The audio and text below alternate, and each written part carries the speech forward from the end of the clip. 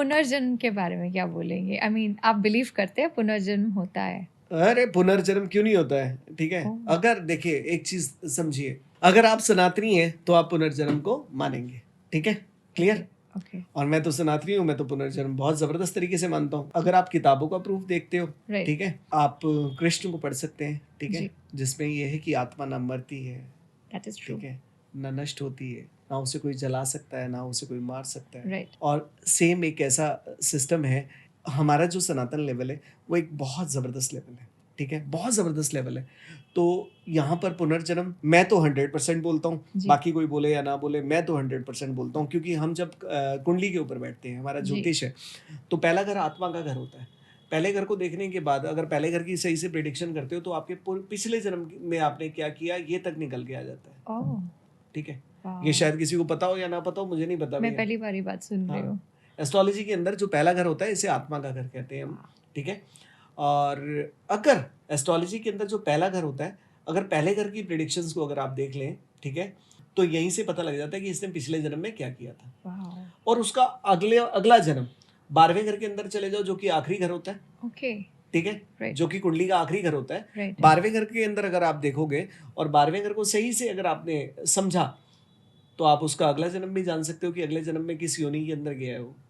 Oh my gosh! Astrology इतनी detailed होती है। अरे क्या है, भाई छोले बेच के थोड़ी बैठे हैं यहाँ, ठीक है, ये थोड़ी है कि हफ्ते का कोर्स किया हुआ है, यहाँ 15-20 दिन का कोर्स करके बैठे हैं, आई नो ठीक है। आजकल तो हफ्ते-हफ्ते के भी कोर्सेज़ होते हैं जो करते हैं। यहाँ यहाँ ये थोड़ी है हफ्ते का कोर्स कर लिया, आई 15 दिन नो, का कोर्स कर लिया, आई यहाँ नो। से किया जी। क्रैश कोर्स चल रहे हैं हाँ, आजकल एस्ट्रोलॉजी हाँ, पे। क्रैश कोर्स चल रहा है। मैं क्या बोलूँ यार, ठीक है, हमारा ऐसा सिस्टम नहीं है बिल्कुल भी, ठीक है।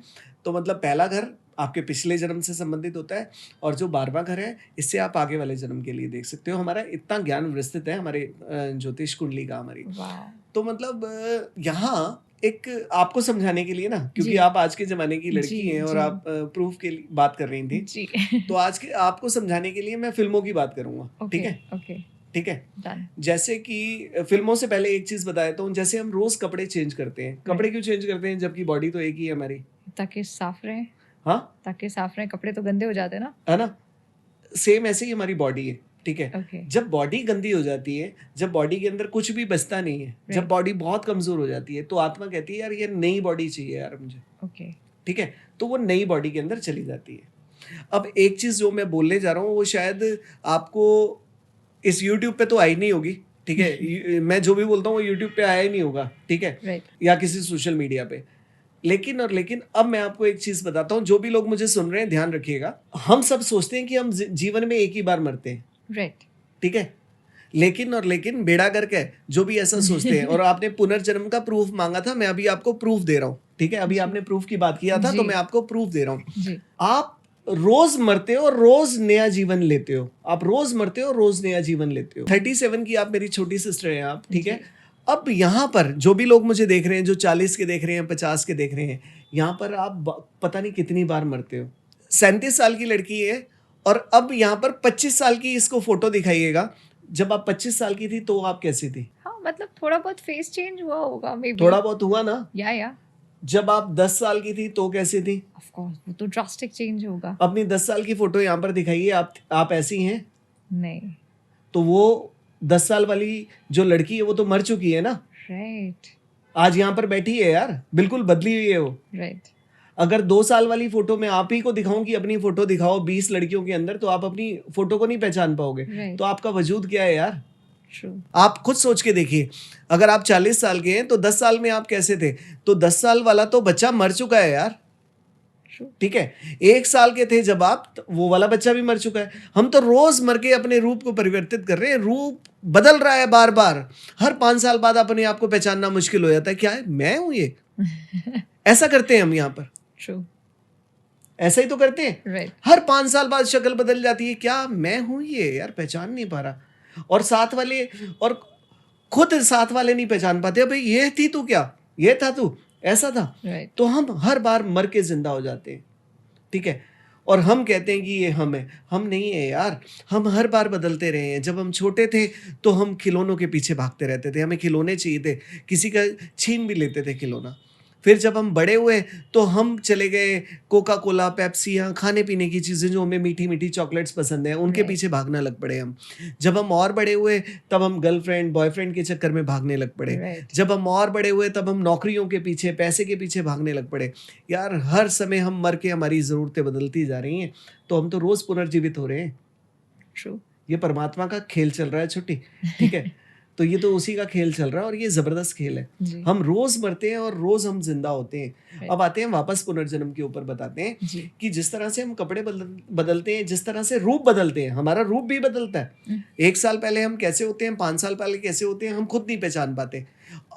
ज़्यादा से ज़्यादा सभी लोगों को बोलता हूँ, जो आदमी 50 साल का है ना, 2 साल की अपनी फ़ोटो, 5 साल की फ़ोटो 100 बच्चों के अंदर डाल दो और खुद अपनी फ़ोटो नहीं पहचान पाएगा वो आदमी। ट्रू, ठीक है? तो यहाँ सेम यही प्रोसेस है हमारी बॉडी के साथ पुनर्जन्म का। पुनर्जन्म का आपको फ़िल्मों के हिसाब से सिखा देता हूँ। आजकल आप फ़िल्मों का सीक्वल देखते हैं, राइट, है ना? सीक्वल।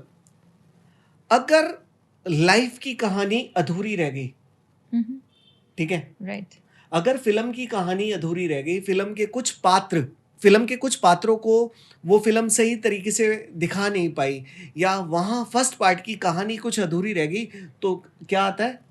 सीक्वल, सीक्वल, ठीक है? Right, to be continue in next movie, या, ठीक? ऐसे ही बर्थ के अंदर ये है कि जब एक लाइफ है, उस लाइफ की ख्वाहिशें पूरी नहीं हुई, उस लाइफ की स्टोरी पूरी नहीं हुई, उस लाइफ के वो पात्र जिनसे उसे मिलना था, उनसे वो नहीं मिल पाया, तब यहाँ पर आता है to be continue in the next birth. ओह! जब उसकी ख्वाहिशें पूरी नहीं हुई है, एक बच्चा है बाइक चला रहा है, तो ख्वाहिशें तो किसी की पूरी नहीं होती। तभी तो 84 लाख योनियां हैं छोटी यहाँ पर, राइट, ठीक है?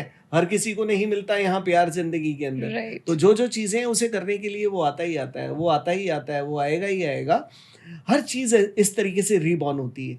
जिस भी चीज़ को एक छोटा बच्चा है, ठीक है? एक छोटा बच्चा है 16 साल का बाइक चला रहा है, ठीक है? मैंने ऐसी बाइक चला रहा है, चलाते-चलाते क्या हुआ कि वो कहीं गिर गया, चोट लगी और चला गया। उसके ओह! सपने क्या थे यार? अपने माता-पिता के लिए सपने क्या थे? अपनी आने वाली लाइफ़ के लिए सपने क्या थे? क्या राइट, बनना चाहता था? क्या सोच चल रही थी? वो तो सोचते-सोचते चला गया, विद द सेकंड्स चला गया वो, या, ठीक है? तो वो चीज़ें जो जब पूरी नहीं हो पाती, तब ज़िंदगी ये कहती है to be continue in the next birth, जैसे ओके, कि to be continue in next movie, तो ये चीज़ें कहती हैं। और यहाँ जब भी हम आत्माओं की बात करते हैं, जब भी हम नेगेटिव एनर्जीज़ की बात करते हैं, मैं आपको राइट, एक चीज़ बोलूँगा तो शायद यार मेरी बात को गलत मत लेना कोई भी, जी, ठीक है? नहीं, कोई नहीं, चीज़ें गलत मत नहीं। लेना, ठीक है? कोई भी चीज़ें मेरी गलत मत लेना। जी, अगर मेरी चीज़ों को गलत लोगे तो मेरा काम अंधविश्वास फैलाने का नहीं है, लेकिन सही-सी बात करने का तो है ना। जी, जैसे कि एक बार ऐसा हो जाता है कि कोई 16-17 साल का बच्चा चला जाता है, ठीक है? अब उसकी ख्वाहिशें हैं ना, कई बार ऐसा होता है कि वो उस क्रॉस को जो जहाँ से उसे जाना है, जी, जिसे आप कह सकते हो कि स्वर्ग नरक की बातें करते हो, अगर उस तरफ उस ज़ोन में जाना है, वो जा नहीं पाता, यहीं रह जाता है, तो वो अपनी ख्वाहिशें किसी दूसरी बॉडी के अंदर जाके करवाता है, ओह माय गॉश! ठीक है? अब जैसे कि उसकी कोई ख्वाहिश है, ठीक है? अब उसके दिमाग में चल रहा है कुछ और मुझे पाना है, तो आपने देखा होगा कई लोग कहते हैं मेरे अंदर वो आ गया, ओह, ऐसा सुना है आपने? बहुत सुना है ना? वो कह रहा है जी मैं ये हूँ, वो कह रहा है मैं ये हूँ।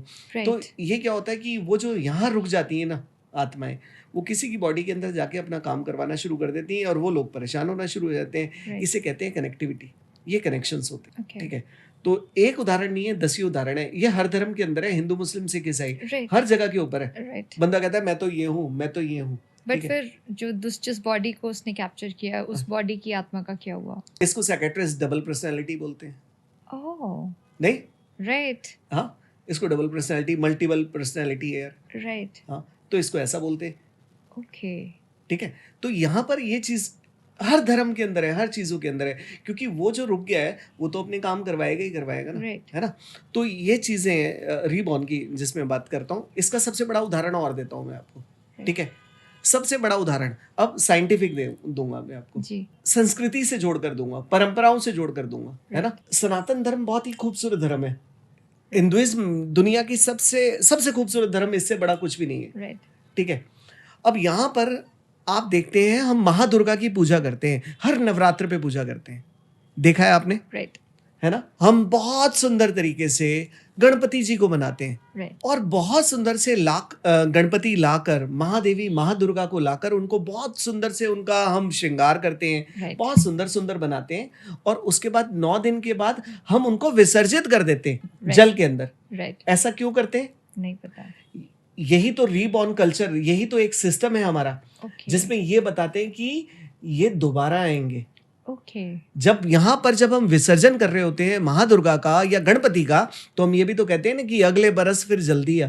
हाँ, ठीक है, वो चले जाते हैं और फिर से एक नया Next year. श्रृंगार गणपति का और फिर से एक नया श्रृंगार महादुर्गा महादेवी का आपके सामने होता है और फिर से हम अपना खुश हो रहे होते हैं।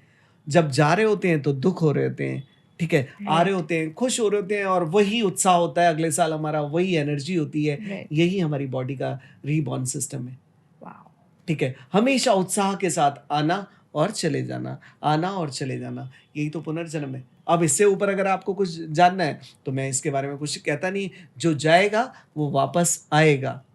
वाओ, ठीक है, मैं यार कुछ कहूँगा तो आपको टेंशन होगा, जिसको लगता है मैं बहुत सारी चीज़ें बता सकता हूँ लेकिन मैं ऐसे बताऊँगा तो नहीं बताऊँगा यार ऐसे। ठीक है, सब वापस आता है, हर चीज़ मिलती है आपको, बट आपको पता होना चाहिए क्या चीज़ किस तरीके से आएगी। ठीक है, ओह, बस जय माता दी बोलता हूँ, इस बारे में ज़्यादा बात नहीं करूँगा। ठीक है, तो मतलब ये है कि यार सारी चीज़ें हैं, ठीक है, हर चीज़ होती है दुनिया के अंदर और इसी के साथ तो चल रहे हैं हम, नेगेटिव और पॉजिटिव एनर्जीज के साथ तो चल रहे हैं, नहीं? राइट, तो बस राइट। यही चल रहा है बस।